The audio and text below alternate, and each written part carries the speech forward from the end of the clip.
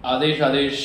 ओम नमः शिवाय। मैं हूँ योगी मनीष और मैं आप सभी का स्वागत करता हूँ अपने चैनल पे।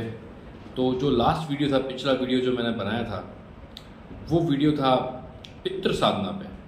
क्योंकि अभी श्राद्ध पक्ष चल रहा है, तो मैंने सभी साधक मित्रों को बोला था कि जो भी साधना करना चाहते हैं, उस वीडियो के माध्यम से मैंने बोला था कि वो साधना जो है वो निःशुल्क साधना है। और काफ़ी साधक मित्रों के मैसेज आए और वह साधना मैंने काफ़ी लोगों को प्रदान भी करी और काफ़ी लोगों ने करी भी है। और आशा करता हूँ कि बहुत अच्छा रिजल्ट आएंगे उन सब के, क्योंकि जब पितृदोष शांत होगा तो उनकी लाइफ में बहुत सारे जो काम अटके हुए हैं या बहुत सारी जो प्रॉब्लम्स हैं वो दूर हो जाएगी। क्योंकि पितृदोष के कारण भी कई प्रकार की सिचुएशन या कई प्रकार की हमारी लाइफ में इस प्रकार से सिचुएशन क्रिएट होती है कि हमें समझ में नहीं आता कि हम क्या करें क्या नहीं करें। तो पितृ साधना जो करना चाहते हैं वो करें, बहुत अच्छा है। काफ़ी लोगों के मेरे पास मैसेज आए, कॉल्स आए और काफ़ी लोगों ने वो साधना करी भी है, तो बहुत अच्छी साधना है। उसके अलावा आज मैं कुछ तंत्र पे विशेष बताने जा रहा हूँ कि ऐसा तो सबको पता ही है, लेकिन क्या है कुछ लोगों को अभी भी बड़ा कन्फ्यूज़न है। तो मैं आज अगेन वापस मैं मेरे जो आराध्य देव हैं, जो मेरे इष्ट देव हैं और उनके बारे में मैं बताना चाह रहा हूँ। जो मेरे इष्ट हैं वो है भैरव जी।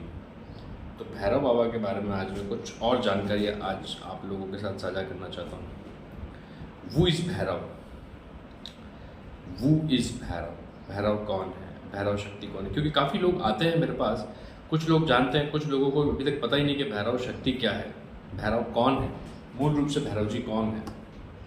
तो मूल रूप से अगर आप भैरव जी का मूल रूप अगर आप जानना चाहते हो तो आप ये जान लीजिए कि भैरव जी कोई और नहीं, देवादिदेव महादेव शंकर का ही रूप है और उनका एक्टिव फॉर्म है। क्योंकि आपने जब भी देखा होगा महादेव जो भगवान है वो हमेशा ध्यान की अवस्था में रहते हैं। ज़्यादातर आपने कई जगह पे देखा होगा, आपने उनका जब भी फोटो देखा होगा ध्यान की अवस्था में ज़्यादातर आपको नजर आते हैं ना भगवान शंकर। लेकिन उनका जो एक्टिव फॉर्म है, that form is called Bhairav. तंत्र ग्रंथों में भगवान शिव को ही भैरव कहा गया है। जहाँ जहाँ पे भैरव भैरवी संवाद आता है, क्योंकि सारे जो तंत्र ग्रंथ है, तंत्रों के जितने भी तंत्र ग्रंथ है, यामल तंत्र, डामर तंत्र और रुद्र यामल, जो भी तंत्र, जितने भी तंत्र ग्रंथ हैं, और इवन हठयोग के भी जो ग्रंथ है, शिव संहिता, अगर आप शिव संहिता में आप देखेंगे तो जो है शिव और पार्वती संवाद है। तो वैसे ही तंत्र में भैरव भैरवी संवाद है। तो भैरव कोई और नहीं है, भगवान शंकर ही है, और भैरवी कोई और नहीं, माँ पार्वती ही है।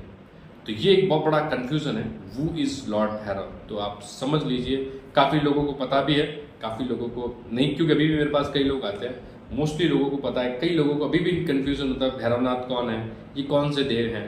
क्योंकि एक हमारे राजस्थान में तो भैरव जी को मैंने पहले भी बोला था कि हमारे राजस्थान में तो क्या है कि भैरव जी को गली मोहल्ले का देवता समझ रखा है लोगों ने। मतलब हर जगह पे क्षेत्रपाल की तरह उनकी पूजा भी होती है। हाँ, क्षेत्रपाल इज लाइक, वो भी क्षेत्रपाल के रूप में भी उनको पूजा की जाती है कई जगहों पे, लेकिन वो सिर्फ क्षेत्रपाल ही नहीं है, भैरव शक्ति बहुत बड़ी शक्ति है। भगवान शंकर का जो है एक्टिव फॉर्म है, भगवान शंकर का जो उग्र फॉर्म है, और उग्र भी नहीं मैं बोलूँगा, एक्टिव ही बोलूँगा, क्योंकि हर जगह उग्र ही नहीं है। भैरव जी बहुत और भैरव का मतलब क्या है? सबसे पहले तो भैरव, जो भय को काटने वाला, एक मतलब ये, कई मतलब है भैरव शब्द के, कई मतलब है। और भय, भैरव मतलब भ र और व, तो भरण, इस पूरी पृथ्वी का भरण करने वाला, रमन करने वाला और वमन करने वाला, मतलब इस पूरी पृथ्वी को चलाने वाले, भरण पोषण करने वाले भी भैरव जी हैं, इसकी रचना करने वाले भी भैरव हैं, और इसका संहार करने वाले भी भैरव है। वो अपने अंदर ही सब कुछ समेट लेते हैं। तो इसका मतलब कौन है? भगवान शंकर, जो ये सब कुछ जो करते हैं, जो क्रिएशन करते हैं, जो उसको चलाते हैं, उसको और उसको फॉर्मेशन करते हैं, उसको चलाते हैं, उसको रन करते हैं, एंड देन उसको डिसॉल्व भी कर देते हैं। तो वो भगवान शंकर है, और वही सारी पावर भगवान भैरव के पास भी है। तो पौराणिक कथाओं के हिसाब से भी आपने सुना होगा कि जो शिव महापुराण में और कई और भी पुराणों में जो जो कथा दी गई है कि किस प्रकार से भैरव जी का प्रादुर्भाव हुआ, किस प्रकार से भैरव जी प्रकट हुए। भगवान शंकर जब ब्रह्मा जी के जो मुख थे, उनको एक इस प्रकार से, उनको एक प्रकार का घमंड आया, प्राउड में आ गए, तो कि भाई मैं ही मैं हूँ। तो ये उनको बताने के लिए कि नहीं, अल्टीमेट जो रियलिटी है वो तो शिवा ही है।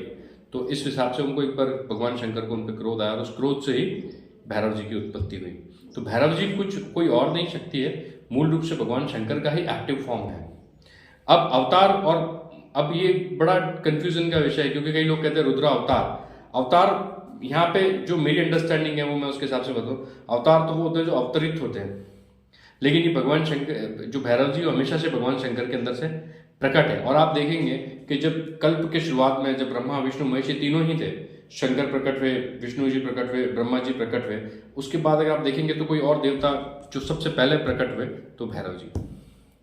तो भैरव जो है वो बहुत मतलब आदिकाल से है, जब से सृष्टि का सृजन हुआ तब से है, और ये सृष्टि जब डिसॉल्व हो जाएगी तब भी रहेंगे।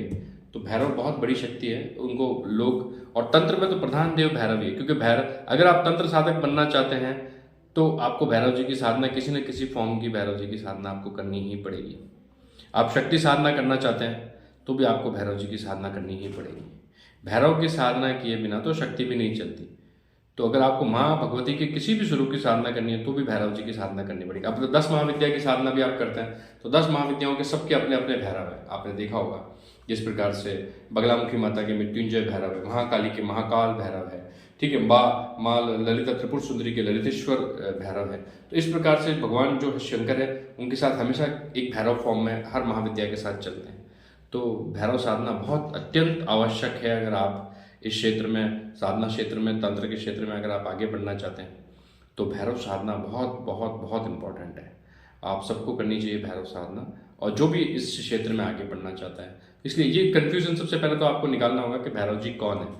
आपको यही समझना है कि भैरव कोई और नहीं, भगवान शंकर का ही एक एक्टिव फॉर्म है, जो पूरी तरीके से एक्टिव है, पूरी तरीके से उग्र है। उग्र मैं नहीं बोलूँगा, एक्टिव बोलूँगा। उग्र तो है ही वो, लेकिन खाली उग्र नहीं है, उसके साथ वो एक्टिव मतलब कि वो आनंदित भी होते हैं।